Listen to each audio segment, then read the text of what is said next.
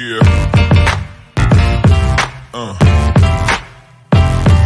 Yeah. Yeah. Well, hello everybody. Happy Friday and welcome in to GC Live. Long time no see, Wes. I feel like I haven't seen you in a while. I haven't seen all of our lovely subscribers in such a long time. So excited to be back here on game day eve as we get ready for South Carolina to take on Vanderbilt tomorrow at noon. Wes, how we doing on this lovely Friday?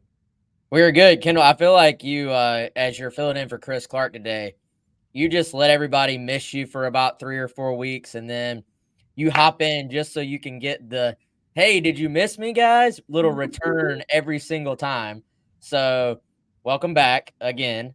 Kendall joining us in place of Chris Clark. Final preview episode here, South Carolina versus Vanderbilt. And Kendall, are you going to be able to watch the game tomorrow? I know you're not going to be able to go to the game, or will you be at one of your 48 different jobs tomorrow? So I will be at a job tomorrow. I'll be at a Davidson basketball game, but no worries. We got these handy dandy iPhones here that have been around for a couple years now. So I'll be able to get it on my iPhone, turn on my YouTube TV and watch the game. It usually doesn't go well for me when I do that though, because I'll like start making weird noises and like clench my fists together and make faces and people don't know what I'm watching. So they think I'm crazy, but I've done it so many times. When South Carolina played Georgia, the people that I work with here at the baseball stadium were like, you actually looked crazy. You looked possessed, because I was walking around with my phone this close to my face. I had that 11 in between my eyebrows because I was frowning at the camera. So yes, I will be watching the game. I'm sad I can't be there, but I'm excited because it's game day at Willie B. It doesn't get any better than that. And I know you'll be there, Wes. Yes, I'll be there. So the Davidson crowd is going to get their first look at that side of you, which will be it's only my first week there, so they're going to be like, this girl is nuts. We hired a crazy girl. Yes, you did. Scary moment for them, so I wish them luck. But, yeah, welcome into everybody. Welcome. I know we got some of our normal crowd already in the chat. What's up? Hope y'all are doing well. Another winnable game for South Carolina.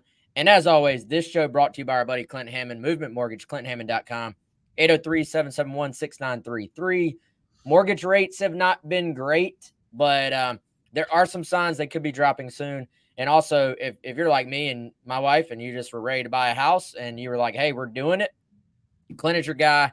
There's a lot of options you may have that you may not know about. So Clint will walk you through that. And also, he'll preview the game for you while you're talking about mortgages, because he's that big of a Gamecock fan. So shout out, Clint.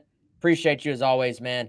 And Kendall, I look at this game in two ways, in two sort of windows. One being another winnable game for South Carolina, but two being, I think, their last chance to kind of start to put it all together if you're going to go into the Kentucky and Clemson games. And if the fans are going to feel any type of positive vibe at all going into those two games, I think it kind of has to start with a clean football game this week against Vanderbilt. I think that was the frustration for a lot of fans from last week.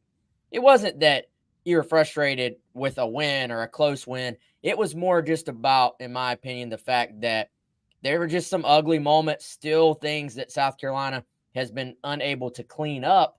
And I think you're kind of looking ahead and saying, if they're going to find a way to win out and get to a bowl, they're just going to have to play a good bit better than what we saw last week. Well, we hate the term must win, but as we know, every single game from here on out for South Carolina in the regular season is a must win. And I agree with you, Wes, when you're looking beyond this week, and obviously you want to try to keep it on a week-to-week basis if you're South Carolina, but you have it in the back of your mind that you're playing Kentucky at home next week, and then the week after you've got Clemson. If you want to get to 6 wins, you've got to win every single game. So they go into this game against Vanderbilt, I think, with some confidence, but also in that game last week, there was a little bit to be concerned about as well. If you're South Carolina, obviously didn't go the way that a lot of fans expected it to go or wanted it to go. I'm sure the team obviously felt the same way. So this week, a chance, like you said, to maybe build that confidence up just a little bit. before they head into that last stretch of games, which will certainly prove to be a test. But Wes, for you, it's the pre-game day check-in that we're about to do. Check in on the vibe. We call it a vibe check now. So what is your vibe check? What are just right off the bat your instant feelings today about tomorrow's game? Yeah, vibe check is obviously you're going to have to bring your own energy a little bit if you're South Carolina. Like, yeah, you're going to have a crowd there. You always do at Williams-Brice Stadium. But a couple of our folks here in the chat making a very good point, I think, Kendall. It could be nasty weather tomorrow. Now we all know that can change, but as of, kind of late this week going into it, looking like certainly rain during the tailgating time. So you're already cutting that down a little bit because of a noon kickoff, back-to-back noon kickoffs. And, I think you go into it, you're not going to quite have that energy from the crowd, from the atmosphere that you're going to have next week when Kentucky and Stoops roll into town on a 7:30 kick with the sounds of Darude getting everybody pumped in person, Kendall. I'm so excited. So, I mean, bring your own juice, right? Like if you're South Carolina, you got to come out and play like this is your Super Bowl, because you do need to finally start to put it all together. Not that anybody expects you to play perfect, but just minimize some of the errors that we have seen really the last 2 weeks. I thought the A&M game, frankly, was very winnable. I maybe didn't even think that going in, but just watching the game play out, it just felt like little errors just stacked on top of each other and forced them to be in comeback mode in that game. So this is a Vandy team. They just have not been that good this year, Kendall. You look back, South Carolina has won 14 straight, but those have not all been blowouts. Yeah, knock on your head there. I mean, come on, knock on wood. Wes, can't be saying that in these conditions. Yeah, those have not been blowouts. But I think you look at this Vandy team, and over those years, you could kind of count on, hey, this year they got a pretty good offense. Or another year, just pick a random team. Wow, they're actually pretty good on defense. And you could kind of look back and say, well, hey, this guy played in the NFL, or that guy goes on to play in the NFL. This Vandy team, in terms of both their offense and defense, at least statistically, they're kind of at the bottom in terms of yards allowed, points allowed on defense, yards gained, points scored on offense. And so just the combination kind of them being bad on both sides of the ball, that really sticks out to me. There's two areas they've been decent at, and we're going to hear from Chris Lee of VandySports.com. He spoke with Tyler Head, 107.5. He'll go into this a little bit more here when we play his interview, but they've been pretty good at creating explosive plays. They've been pretty good at getting turnovers on defense. So those are your two things off the bat I think you circle going into this game as just areas to watch. But as far as the actual matchup, this game should go in your favor if you're South Carolina, which how many games have we sat here and been like, man, that's a tough matchup. That's a tough matchup. That throughout the year, this has been such a difficult schedule.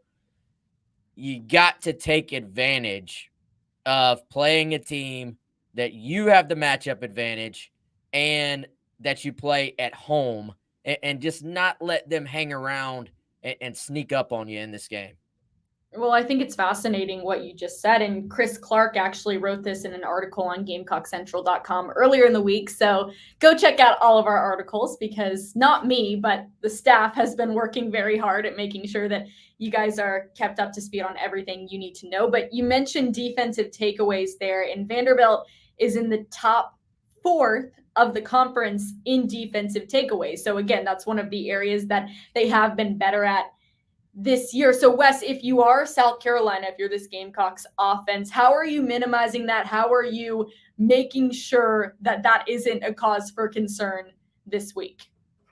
I think some of it is just keep doing what you've been doing in terms of that on offense. That was such a key all offseason. We heard Beamer. I mean, it sounded like, I remember us joking that it sounded like he woke up in the middle of the night during the offseason thinking about the turnovers that they had last year. They were just not good at protecting the ball last year in any phase, passing game, or, had quite a few fumbles. This year, they've been much better at that. I don't think you want to overemphasize it.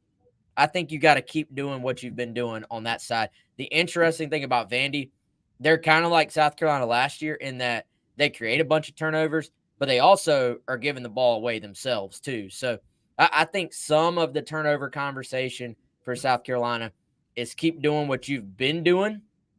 And then I think on the other side, it's can you do what you did last week against Jacksonville State, which you couldn't do for all of October, and that's create these turnovers and put yourself back in those short fields and in positions where you can go make plays. Because the other thing about if you turn the football over to Vandy, this is a South Carolina defense that just, I think, has shown signs of improvements at times, but go back to A&M, an offense that I think is kind of middle of the road, middle of the pack.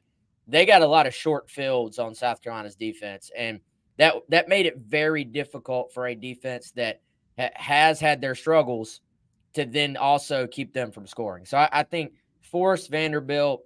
They're not a very aggressive team.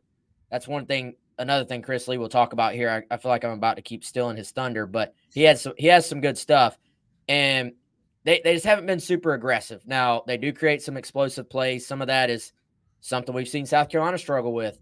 Short passes that turn into long gains. They also, I think, will hit a few plays down the field on you. That's something South Carolina for a ton of the year, going all the way back to Mississippi State game, even North Carolina game. Downfield throws where it looks like Carolina has a defender in the area, but they don't make a play on the ball.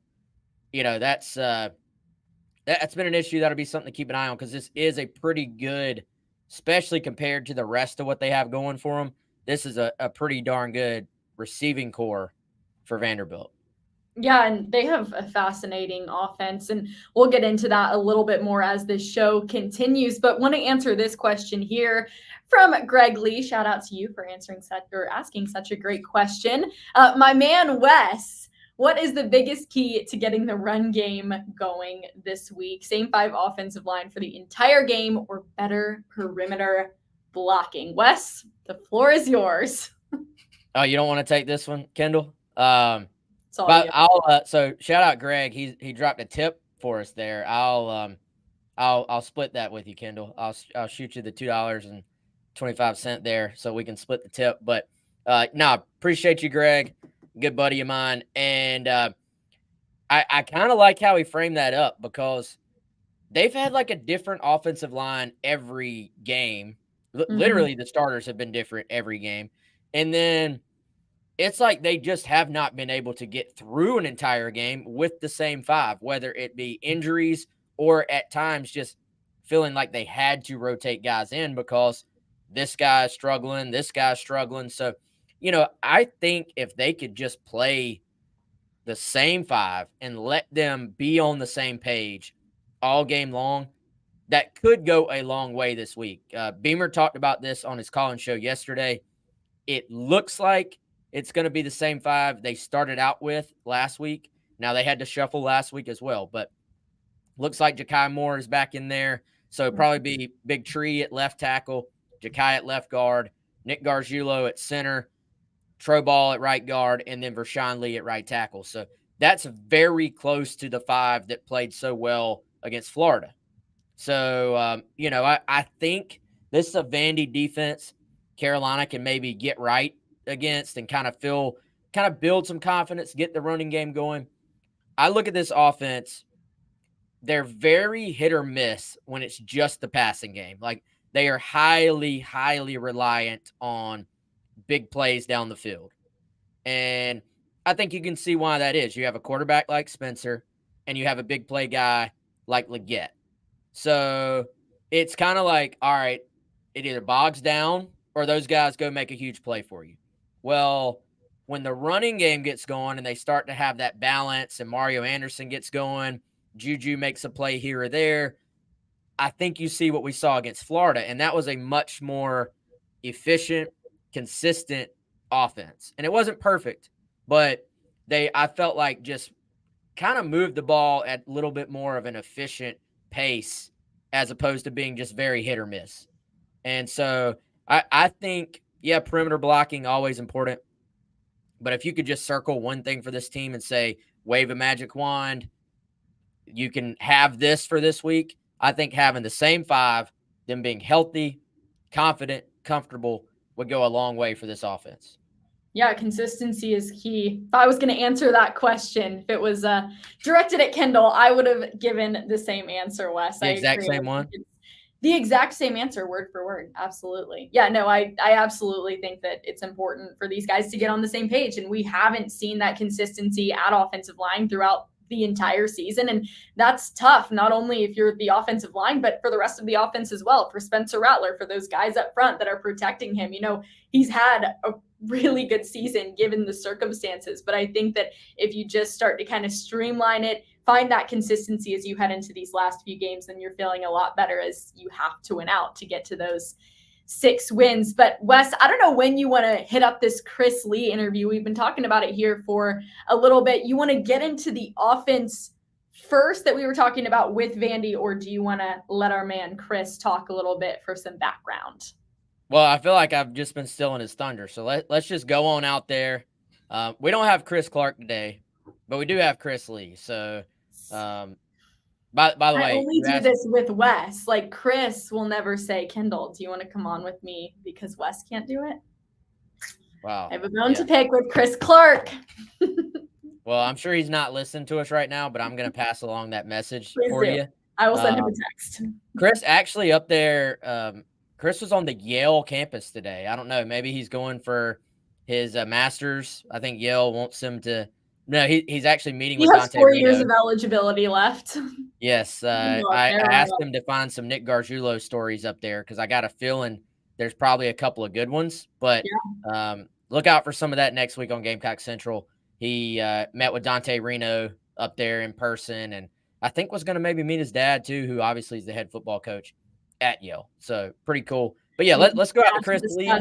Potential scholarship opportunities. Well, no, I guess it would have to be a academic scholarship for Chris at that point. So we'll see. Maybe he could be the kicker. I don't know, Kendall. All right, let's go out to Chris Lee. This is actually just like we've been doing the last few weeks.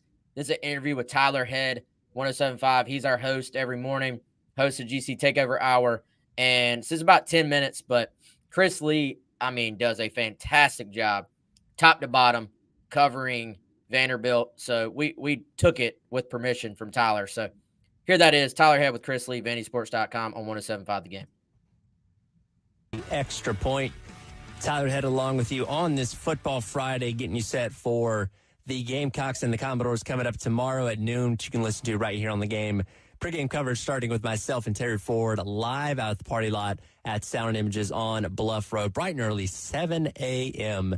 out there, getting you set for the game tomorrow morning. To give us more insight into this Vanderbilt's football program, joining me now on the Love Chevrolet phone lines, Chris Lee from VandySports.com. Chris, first of all, thanks so much for taking a little bit of your time this morning to talk to us about Vanderbilt. I looked back to last season, year 2 under Clark Lee, where this team ended up going 5-7, picking up wins over Kentucky and Florida late in the season. What was the expectation for Clark Lee and Vanderbilt in year 3, and where is the level of disappointment with this team only being at 2-8 through 10 games this season? Well, let's rewind to last year because I think that's important context for the conversation here. Vanderbilt, about this time a year ago, had gotten its doors blown off in several SEC games. At the end of the year, they go pull an upset at Kentucky and then follow that up with the win against Florida the next week in games in which they were both double-digit underdogs. And so I think if you looked at computer rankings, which considered margins of victory and things like that, you look at some of the games they got beat 50 by Alabama, Tennessee, and Georgia, there was one side of data that said, hey, this program's a long way off. The other side of data was what I just mentioned. It was those wins. And so I think they looked at it and said, hey, we're in a program where – and guys, this was not a normal Vanderbilt rebuild. This was harder than most Vanderbilt rebuilds. I won't get into all the reasons for that because it would take me an hour easily. But just if you can trust me on that, I think that they felt like they were getting out of the weight of what Clark Lee inherited, which was just a lot of off-field baggage for a lot of his players, and we're turning a corner that had something positive to build on. And I think they looked at those wins at the end of the year and said, hey, this is what we're about to be. We've got some breakthrough wins. We got some confidence we can build on.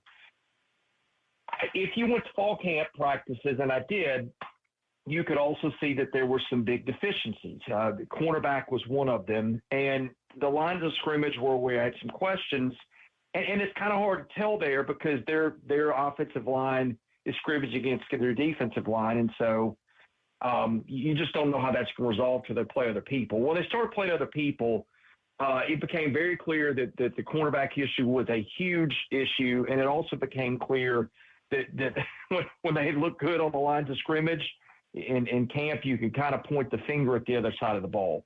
I know that's a long answer, but here's what I'm getting at. I think that the wins at the end of last season set a baseline of expectations where I think they thought they were going to a bowl game. And the reason I know that, the first 2 years, everything was about being our best Vanderbilt, and they knew they were overmatched. But I think at the end of the year, they thought, hey, we've made a breakthrough.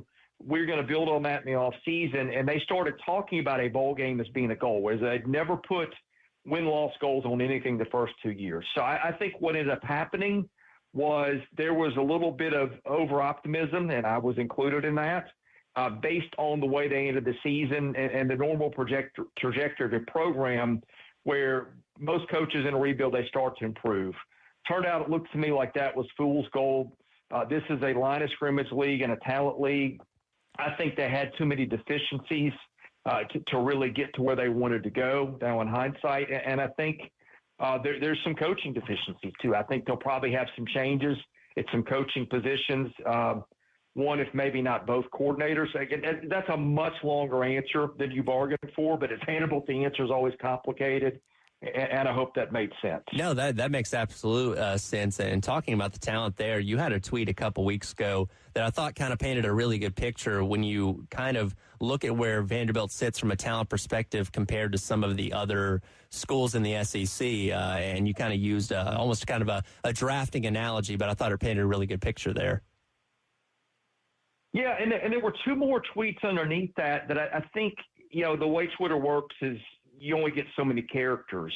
And there was a little bit more to say there. There were a couple more tweets attached to that. I think people saw the top one and maybe not the bottom ones. No, the top one was true. I think if you could roughly equate college football to an NFL draft, basically the SEC is like a draft where all these teams get a first-round pick and a second-round pick and that, and you have 25 rounds of a draft. And the analogy I was making is if you're Vanderbilt, you don't really start picking until round 12. And then you get a couple of picks to round out your roster. By that point, everybody has skimmed the cream of the crop off the top. So, imagine trying to win in the NFL under that circumstance. The second layer to that is you get a free agency period, which is now the portal and NIL. And the thing that I put down there that I think is even, and I think people miss this because they just didn't see the tweet. I think this part is at least as problematic, if not more. Then in the free agency portion, you've got a budget that is no more than 10% of the top end of the schools, for which you get to patch holes in your roster in free agency. And I think it might be closer to even 2 to 5% of what other schools have for NIL. So in the draft, you start picking later than everybody else, and in free agency, you got money to maybe go buy a backup corner somewhere.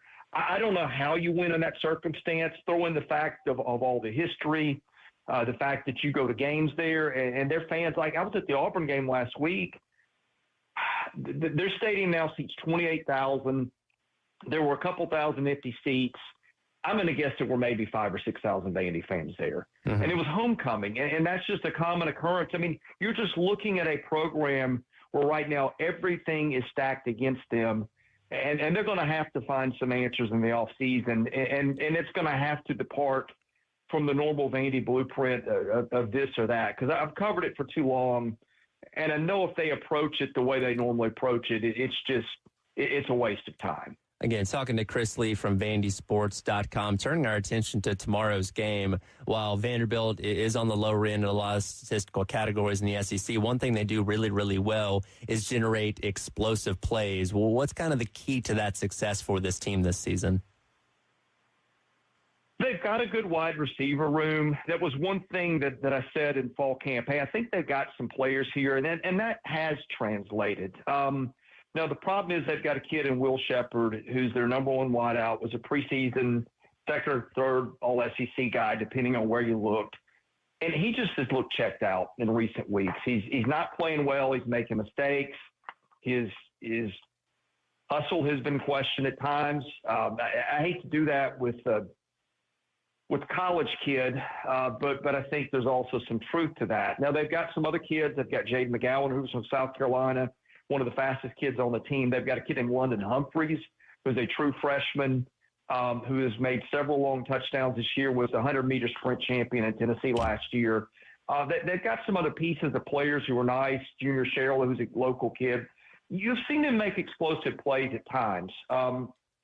First series of the Georgia game, Humphreys caught a 49-yard touchdown. That's in their DNA. They have made some big plays even against some good teams. The problem is their offensive line is awful.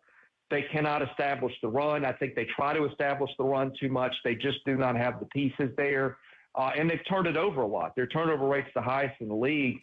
The formula for them is that they can cut out the mistakes, I think maybe call fewer runs and dial into what works, which is some explosive pass plays. And I think the switch to Ken Seals helped too, their quarterback, who's made a lot fewer mistakes than A.J. Swan did against a much tougher sample size of a schedule too.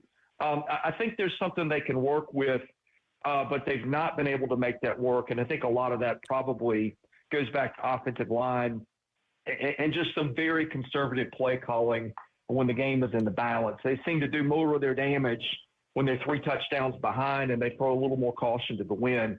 So there's some ways that I could see them giving Carolina a game tomorrow.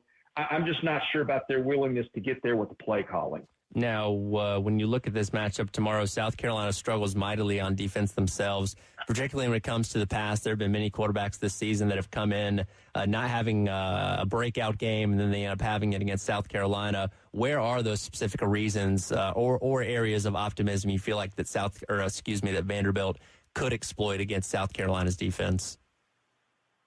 I think it's in the passing game. I think it's getting the ball to Humphreys and Sherrill and Will Shepherd and some of those guys and making some long touchdowns and getting some stops, which they have been awful at getting stops. They've been an awful third down team on offense and defense. You start getting a few more conversions. You increase the time your offense is on the field, decrease the time your defense is off the field. The other thing that's kind of gone hidden is, as bad as their defense is, they've had a couple of defensive scores and another time or two where they've had the ball inside, say, the 5 or the 10, where they've taken a turnover. So they got a pick 6 last week against Auburn. As bad as the defense is, it has shown the ability the last couple of years to put up some scores. So I think that's the thing, too. If Vanderbilt's going to win the game, it's going to have to win the turnover battle and maybe even get a touchdown on special teams or defense. I would say I'm not going to say they have to, but look, South Carolina's a 14-point favorite for a reason here. Right. Okay, Chris, I'm up against a break here. Appreciate your insight into the Vanderbilt program and excited to see what happens tomorrow out at Williams-Brice Stadium. All right, you heard it there from Chris Lee of VandySports.com earlier today on 107.5 The Game alongside of Tyler Head. Definitely miss Tyler and all the 107.5 fam. And speaking of which, shameless plug, you can listen to the Gamecock Central Hour every day, Monday through Friday from 11 a.m. to 12 p.m. presented by Firehouse Subs. Wes is on it, Chris is on it, Tyler's on it. And one of these days, I'm going to call in and just totally shock them and pretend to be somebody else. I'm going to use I think Chris Lee took your spot today, Kendall. He did. He took your old spot. He was on it at 9 o'clock. And Colin Taylor isn't on there anymore. Our show is completely done. It got canceled after 6 months. Yes. That's what happens. I don't know. But anyways, a lot of interesting and really good stuff that we heard there from Chris Lee. I want to say Clark Lee. Like, that's tough. Chris Lee, Clark Lee. It's Chris Lee with VandySports.com, and he had a lot of great insight there into the Vanderbilt football program. Talked a lot at the beginning about the expectations. They had some high moments last year, but this season has just been top to bottom disappointing for them. And kind of towards the end of that, he was talking a little bit about the Vandy offense. He said it's a bad offensive line. They got a pretty good receiver room. They can do a little bit with some explosive plays, and he wants to see them run less. Tyler said it in the interview, but South Carolina's defense has been exploited multiple times this season. They've had a tough go quite a bit. So, Wes, you've watched Vanderbilt. You've prepped for this game. You've seen what they did last week against Auburn earlier in the season. You've obviously watched South Carolina every week. So how do you think South Carolina's defense, which can struggle at times, will stack up against a Vandy offense that does struggle but has had some bright moments? I think I'm a little bit torn on that aspect. Like I feel like the offense will move the ball against Vanderbilt's defense, and I feel fairly confident in that. On the other side, I'm a little bit. It's kind of like, all right, Vandy has not been very good offensively, but we know what South Carolina has been defensively. What kind of gives here? And the fact that they've struggled on the offensive line, I do think not that South Carolina has been dominant up front, but I think that maybe lends itself a little bit more into South Carolina's favor and having a little bit better day at the office in terms of defensive performance, because I do think they can win that battle up front. I think this is a big game for, your TJ Sanders of the world, your Tonka Hemingways, Jordan Strong, all those guys up front. You need for them to have a big day and sort of just put Vanderbilt off schedule and out of these. When South Carolina can avoid these second and third and short situations, that's when most defenses are at their best. But I think certainly this one has kind of struggled in those spots, in those situations. And Vandy does, as you mentioned earlier, they run a 2-quarterback system for the most part. Now, they kind of have their guy, but at the same time, they have situations where they will go to Walter Taylor, and he's just a big, massive dude, 6'7", will run the football. I think he threw it maybe 3 times last week. So you have to be aware he'll throw the football, but for the most part, you kind of know what you're getting when he's in the game. And kind of if you want to put that on something with South Carolina and one of their struggles, Clayton White talked about it this week. Against Jacksonville State, the number of third and short situations, second and short situations where South Carolina was not able to put themselves in a spot to get off the field, it was numerous. So I think if you're South Carolina, you got to just avoid the 3rd and 1s, the 3rd and 2s in the first place, and then you don't have to worry about making a short yardage play, because I guarantee Vandy's going to go to this kid in those scenarios and just try to grind this thing out. I think if I'm Vandy, it's the complete opposite of what we saw Jacksonville State, which is run to the line of scrimmage, tempo, tempo, tempo. If I'm Vandy, I want Spencer Rattler on the sideline, and I'm sort of saying I can grind this out against this South Carolina defense. I know Chris Lee wants them to run the football less, but if I'm them, I'm trying to do everything I can to just have these long, drawn-out drives. And good point from Travis Edwards here, too. Chris Lee is a great interview, honest in his assessments. Hey, that dude don't hold back, Kendall. He's nah, awful here, awful there. He's not hustling. He doesn't care. He I will was give it shocked, to you. I was a little bit shocked by that. Shepard for them, who he was referring to there, their receiver, I think he's got to be their best NFL guy. And so he's a bona fide player. He could go play for any team in the SEC, I think, and make an impact. And so when you're sitting there and your guy, your star, you're kind of even having to question it, Kendall, even having that thought, I think it's a bad sign for where they're at right now. And if you listen to Chris Lee, they're nowhere close to being able to kind of dig out of this thing, it sounds like. Yeah, no, it was an honest review, to say the least. And I certainly respect that. I mean, if you're Vanderbilt, it's got to be tough. And to cover Vanderbilt, I think that would be really hard. Wes, you've covered South Carolina for how many years now? Over a decade, right? A lot. We won't make him say, but I've covered South Carolina now for 3 years, but I was there in the first couple of years of college. It was the Muschamp era. And, that was hard. It was difficult in that time. And I wasn't even with Gamecock Central. So I couldn't imagine that being someone who covers Vanderbilt or has to be around the program on a day-to-day basis, that would get tough because there doesn't seem to be a sense of positivity. Like last year, maybe a little bit because you had a couple of kind of statement wins for a program like Vanderbilt, but then you're just back to square one, it seems, this year. So this is a game that South Carolina absolutely should win. They're the favorite for a reason. And Wes, kind of what I took from what you said there is that you don't really have like a concern about this two-quarterback system that they've been running at Vandy because you think that South Carolina will just kind of know what to expect depending on who's there.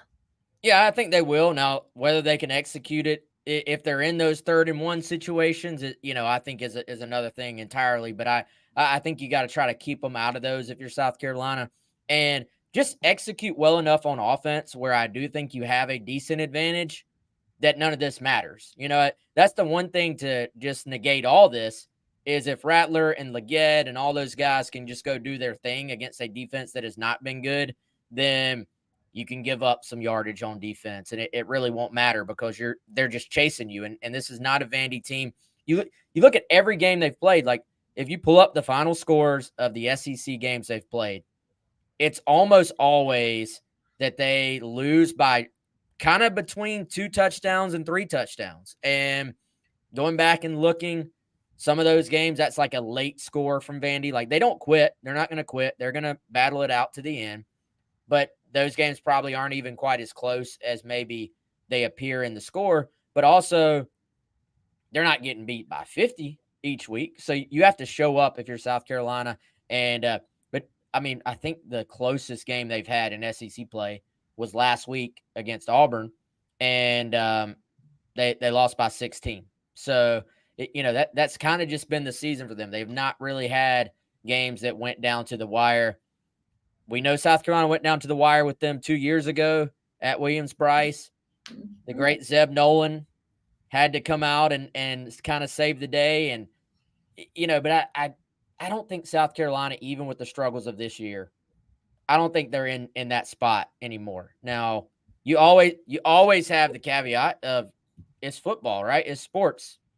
There's always that 10% of, hey, they just come out and play great and you play bad and you get upset. There's always that chance. But for the most part, this should be a pretty good matchup for South Carolina. The fact that Chris mentioned, again, we talked about it a second ago, their offensive line struggles, that should set up well for South Carolina. And I think you want to just come out and jump on them. South Carolina's been pretty good in their first couple of drives during games this year. So, I think that's another factor there. By the way, Kendall, Xavier Luedecke, he is 27 yards away from 1,000 this year. So he could go over 1,000 yards receiving. Spencer Rattler is currently 9th in career passing yards at South Carolina. He's got a chance. I looked at it. I don't have it in front of me. I think he could get to maybe 7th this week. Okay. So a couple of little things, that are kind of obviously individual based, but are, I think, worth noting and mentioning and acknowledging for these guys. Well, we already put them out. I think Jack Veltri put them out, our predictions for this week, and we'll get into that a little bit later on in the show, Wes. But I think I have South Carolina scoring the most points that they have all season in this game against Vanderbilt. I think that they'll have an opportunity to exploit that defense. I think things are just going to kind of come together for the Gamecocks again. That's my gut feel. We always talk about that gut feel Friday type of thing. That's my gut feel today. I don't know how you feel about that. Like you said, you think that South Carolina's offense might have a little bit more of an opportunity to keep this thing rolling. That way the defense isn't having to be so pressed about getting out there every single offensive drive for Vanderbilt and getting a stop. Of course, you want to see that, but in my opinion, I think it's going to be a little bit of a higher scoring game on both ends. I still think South Carolina is going to run away with it by a sizable margin, but I did have in that prediction that South Carolina is going to score the most points they have all season, more than they did in the Furman game, actually. So I'm predicting for them to go off. You're squinting your eyes. I'm looking at your prediction, and I'm just sitting here thinking, I won't give it away yet, but Gamecock fans would be equally excited about that point total for the offense and equally frustrated with that allowed by the defense. Well, I feel like it would be maybe a little bit naive for me to sit there and say, all right, South Carolina is going to score the most points that they have all season, and the defense is only going to allow 10 points. Like, I just don't have a reason. Not in the cards. It's not in the cards, in my opinion. I don't really have anything to back that statement up at this point, so I don't want to go down that route. But anyways, we'll get into that in a little bit. Wes, want to talk about some key players in tomorrow's game, especially, we'll talk about offense, we'll talk about defense. Want to start with offense for you. So Dakarian Joyner, not playing. Juice Wells, not playing. We know Xavier Leggett has been fantastic. Joshua Simon getting a lot more targets. Last week, Trey Knox is going to be back this week for the Gamecocks. Who are the keys and who are the guys that if you're Dow Loggins, you're like, yeah, that's who I'm targeting, besides the obvious answer of Xavier Leggett? Yeah, Just so don't waste your breath on that one because we already know that's in the cards. So we used to have the no Spencer rule, right? Like you can't say Spencer Rattler. Yeah, we're talking about like targets here. Like, yeah. But now we have the no Spencer and no Leggett rule. I think you just can't use them because they're the obvious. Yeah. You know what? I kind of think not a receiving target, but I would say Mario Anderson, just because there won't be Joyner to spell him, and Trey Knox is back, but we'll see. Is he kind of on a pitch count, or is he just like boom 100% out there like he normally is? I do think you could maybe see Josh Simon once again play a little bit more like he did last week just because of Trey Knox coming off the injury. So I think Josh would be a good answer, but I think they're going to want to try to find some balance. I think that means feeding Mario Anderson. I think that means kind of having a game plan a little bit like the Florida game where you're throwing it around, but you're also continuously going back to the run. It feels like for the most part, they've had to throw more than run, except for that Mississippi State game. It's kind of the opposite. They just said, we're going to force feed our running backs. But I think Anderson could have a big day. Vandy has not been great at stopping the run. And, like we talked about that offensive line too, Kendall, maybe having the same five guys and just settling in on that group. So I would say Mario Anderson on offense. Who you got? I mean, I think you're finding Trey Knox tomorrow. Like, I think I knew you were going there. Why? Why did you know I was going there? Well, you mentioned him in your staff picks, so I just assumed you were. I actually did mention him in my staff picks. I went the Michigan route and stole your signs here. I keep updating my phone. When are we going to get some information on that? We were supposed to be getting information, I thought, early this afternoon, which I guess it's 2:47, so like it technically is early afternoon. You could consider that, earlier on in the day, but I want to get this information, and I'm trying to find out what is going on. Actually, here in Charlotte, this is totally off topic, and then I will continue with what I was going with. Biff, our head coach for UNC Charlotte, just popped off about the whole situation. So I won't get into that, but he was at Michigan. He's got some stuff to say. So that is what is currently going on in the world of Charlotte. Not a fan, but anyway, moving on. It's definitely an interesting situation going on over there. Back to South Carolina. Trey Knox is my guy. I think you got to shake it up a little bit. We talk about Xavier Leggett all the time. Obviously, he's going to be your primary target tomorrow, but you're getting a guy like Trey Knox back in the mix. We've seen some really good things that he's been able to do this year for South Carolina. So I think they're going to try to get him a bunch of targets tomorrow because they're gonna want to make sure that confidence is up, especially as you're heading into these last two games of the season. So that is my guy on offense. Let's switch to defense. We heard it from Chris Lee. The thing that he was the most positive about, I would say, with Vanderbilt is that receiver group. So if you're South Carolina, you're maybe a little bit nervous because you're like, all right, our pass defense has been, it's been what it is this year. So for US defensively, who's got to step up tomorrow? I had about 6 guys roll through my head here that could be options on this. Let's go with DQ Smith.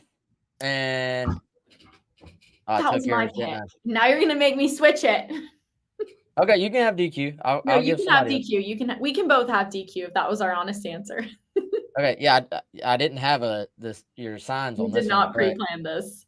yeah. So DQ, and the reason I say this, and really I'm more just talking about the safeties in general, but there's been plays down the field where the cornerback kind of gets blamed, but really you look back and it's like, man, he was supposed to have safety help there. The safety has got to be in position to make the play. So Vandy, you know what? They're not really a team that scares you elsewhere, and they don't have Ray Davis at running back anymore. That's the other thing, going back to Chris Lee and his conversation, and how bad does that sort of suck for them and their fans that, I mean, Ray Davis is a stud running back. And now you didn't get him as a high school guy. He transferred to them from Temple. So maybe there's just not quite as much loyalty there as there would have been anyway. But man, that guy, I guess the best back in the SEC right now, and he transfers to an SEC East rival in Kentucky. So, I don't think there's a guy in their backfield that scares you, is my roundabout point I'm trying to get to. So if you can keep it in front of you on the outside as far as their passing game, the rest probably takes care of itself. So really, I'm just saying they're safeties, but I had to pick one, so we'll go with DQ. I'm going DQ as well. I just want to see South Carolina's pass defense in general get cleaned up from top to bottom. It's obviously been a point of concern this year for the Gamecocks. Against a team like Vanderbilt, you probably will be able to make a couple of mistakes here and there because you can't just fully rely on the accuracy of the Vanderbilt offense to be consistent and to be really, really good from top to bottom of tomorrow's game.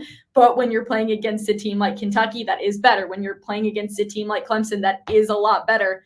You are going to get exploited if you're not on top of it. So yes, I would like to see better top to bottom pass defense, but DQ Smith is also my pick as well. I think he's had some moments this season where he's been blamed. And like you said, there's a full picture that's involved in all of this, but want to see a little bit more from him as we get into tomorrow. Comment here. I hope we run Braswell more on Saturday. Mario looked a little beat up last week, and I want Super Mario for Kentucky and Clemson. What do you think? Yeah, I don't always agree with Jay Diz's comments, but I agree with this one, and that's because I'm heavily biased towards DJ Braswell. I've been calling for some DJ Braswell all year long.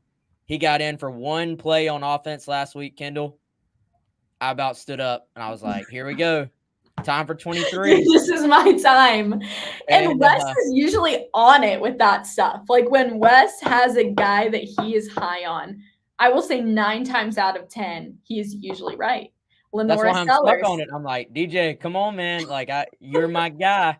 But no, I think just wait. It's only freshman year, right? Don't give up there yet. I think next year we're gonna be talking a lot about DJ Braswell, but maybe Jay Diz is right. You have no DeCarrion Joyner, Mario Anderson. That's a tough dude. Like he came off the field, he looked to be in pain. He comes back out, runs hard every time. You kind of know what Juju's gonna give you, and so without Joyner, maybe especially if you can get a lead in this game, maybe this is when we get to see 23 go out there and run the ball a little bit more. He's on kickoff coverage now, which is actually, is actually something he wasn't doing earlier this year. He really has only played in 2 games so far. So we'll see. Okay, Wes. God Loves Comics is not impressed. Yeah, this is not going in your favor here in the comment section a little bit, Wes, but we'll see how it pans out. We got next year. Big fan of DJ Braswell here with Wes, and we know he was Lenoris Sellers' #1 fan when Lenoris was in high school, and Lenoris getting a lot of praise this week. Clayton White very high on Lenoris Sellers and what he's been able to do with the scout team for the Gamecocks. He has been talked about a lot on Gamecock Central, obviously, for all the right reasons. Just a fantastic kid and just such a bright future in front of him. So looking forward to that, but got to get through these next few games and then hopefully a fourth game if South Carolina is able to win out. Wes, let's get into our predictions for tomorrow's game. I can't wait any longer. We're nearing that hour mark, and knowing you and me, we'll talk about this for at least 10 minutes. So I want you to start. I am on the website right now on my phone. I see that my score is the highest prediction. I am okay with that. I am willing to take it and wear it. Like, that's what I went with.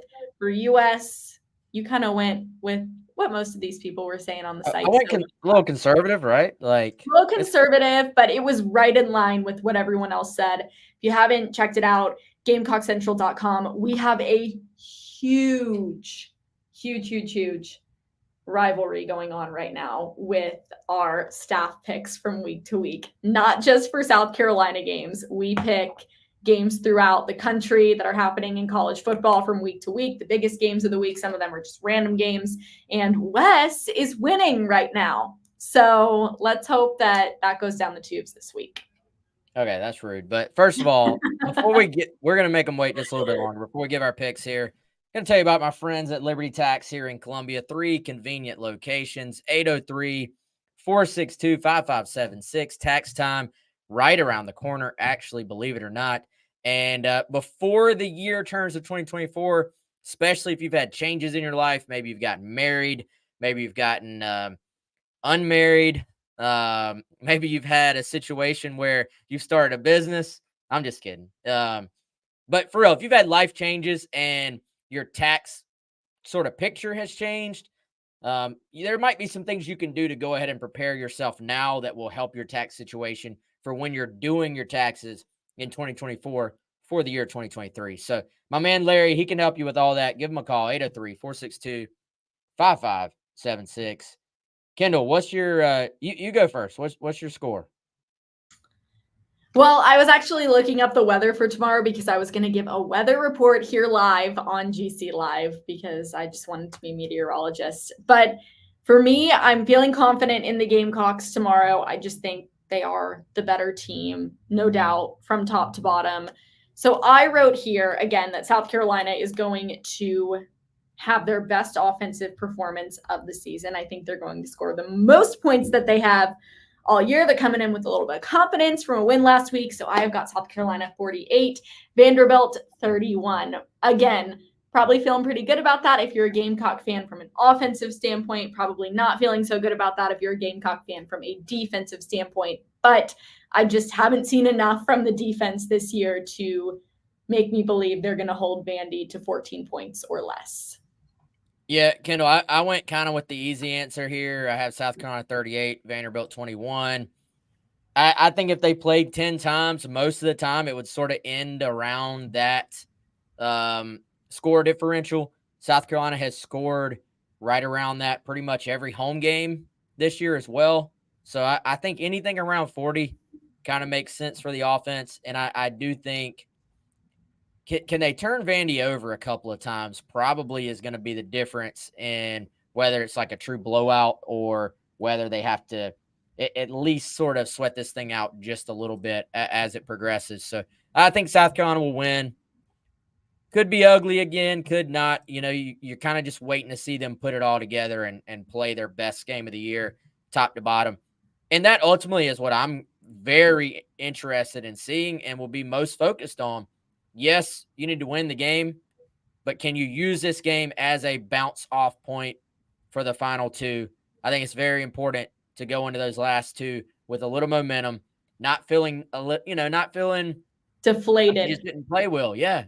I think for the fan base too, you're going to have a good crowd for that Kentucky game next week, but I think you can take it to another level if fans feel good, leaving this weekend. So we'll see what happens there. There was a question earlier I don't want to ignore about recruits. I think Kentucky and Clemson are going to be your bigger weekends as far as recruits. I'm still working on putting together a list for this week. I'm hoping to have that before the game on a couple of guys that could be in town, but we'll see if we can do that or not. Most weeks we do have that, so I'm working on that. I'm hoping to have that for you. But I really think Kentucky and then Clemson, you always have a bunch of the in-state guys in town. So we'll find out on Monday whether that's a night game or a day game for the Clemson Tigers. What do you think? What's your prediction? I'm predicting probably day game, I think. You think a day game? Yeah, but we'll see. I think it'll be a night game. I was thinking about that this morning as you're just hoping it's a night game. I won't get to be there regardless because I have a hockey game. And I actually do kind of hope it's a night game because the hockey game is at 4 p.m. So then I'll actually be able to watch it. If it's a noon game, I have to be at hockey at like 1. So then I'll be doing this same number where I'm like this, looking at my phone and probably just getting way too distracted. But yeah, I think we'll do a recruiting rundown next week. Hold me to that because then we can talk a little bit about what's going on heading into Kentucky.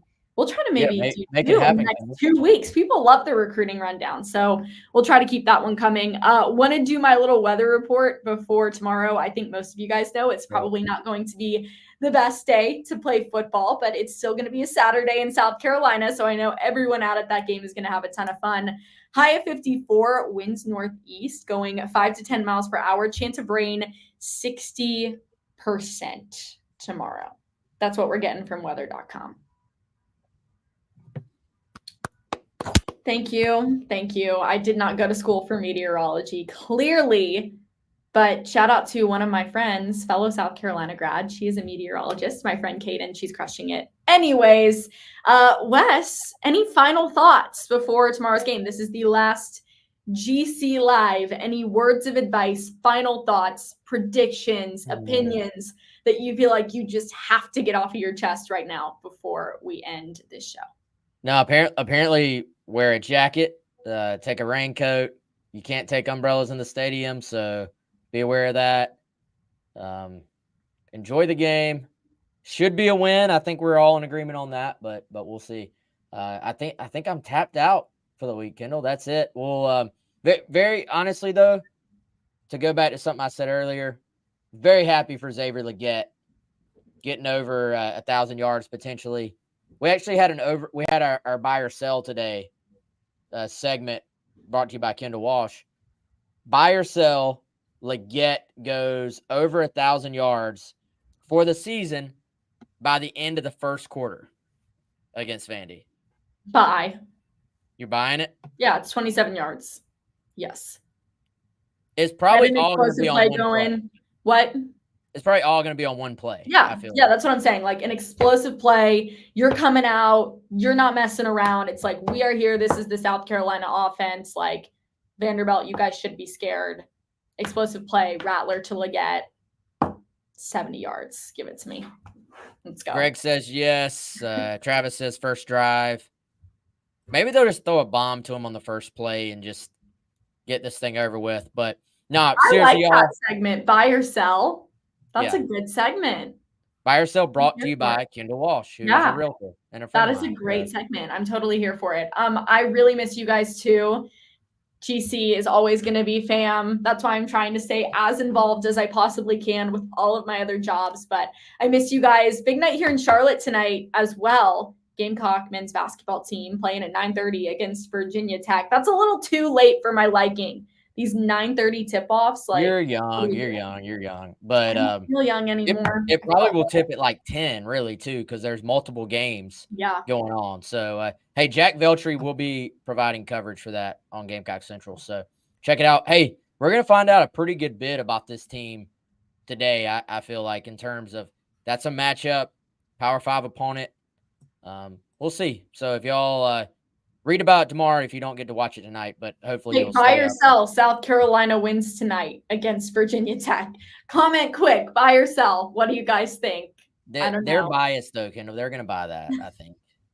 But I don't know anything about Virginia Tech, to be honest. But if you're in the redemption in the Queen City immediately.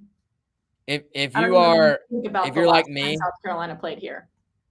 If you're like me and you need to learn a little bit about these two teams and the matchup, we also have an article for that on Gamecock Central. So we have everything on Gamecock Central. So head over to GamecockCentral.com, subscribe, For the amount of articles and the amount of content that you get, I haven't done this math, but I'm going to go ahead and guess. You're paying like a penny per article by the time the year is all said and done. Probably less. I don't know. Probably less. You're probably paying less than a penny per article by the time the calendar year ends and you have paid for your whole subscription. It's 100% worth it. Wes and I were just talking. He hired me as an intern like 3 years ago, which is so sad. Or 2 years ago. I don't remember, but it was years ago, and I feel like the time just goes by fast. But Gamecock Central stays consistent, and they're always giving you the best coverage that you could possibly ask for in the world of South Carolina athletics. We're also on social media at Gamecock Central, so be sure to follow us on all of the platforms.